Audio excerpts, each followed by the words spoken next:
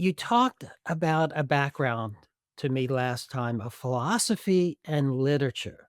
How did that help you navigate into a technical challenge that you run now? Those early interests in specifically epistemology. I mean, it was a philosophy degree. So, of course, I studied through a number of schools or traditions of philosophy.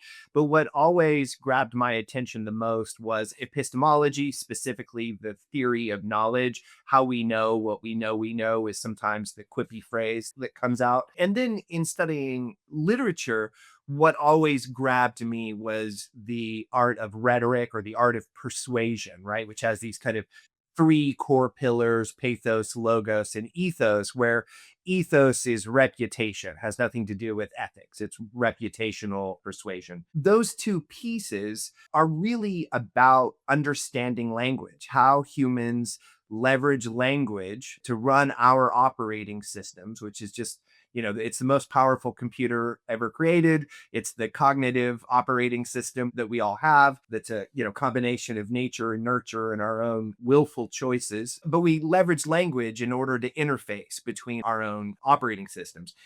Therefore, if you dig into epistemology and into rhetoric, what you're doing is grabbing the reins on how to understand language most effectively. And so the technology career early on became about natural language processing because I was drawn to that part of technology. And of course, now we're living in a kind of golden age of language technology, including large language models. But of course, there was a lot that led up to that. And that's the story that I've been interested in and the story that I've been able to contribute my own little piece to. One of the things that you said, all this led up to where we are today. Yes, last year, 2025, AI exploded.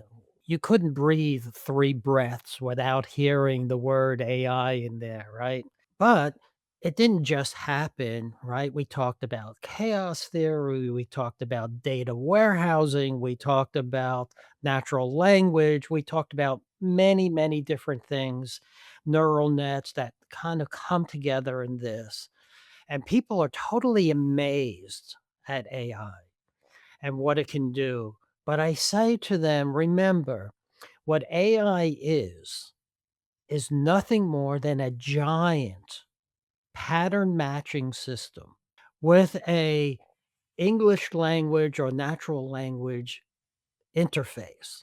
Yeah, I mean, I think one, that's exactly right. And two, it really speaks to a tension that is out there in the public, which is that specifically when we're talking about large language models and roughly equivalent models that don't necessarily fit under that title, it's just a great autocomplete machine. That's all. It's just a great autocomplete machine in the sky. But as humans, we long for it to be oracular. We want it to be an oracle, and we engage with it as if it is. And that's really the danger zone. That's where we find ourselves in some pickles, and we'll continue to if we don't do an effective job of telling the story that at least this generation of models is just an autocomplete system. That's all.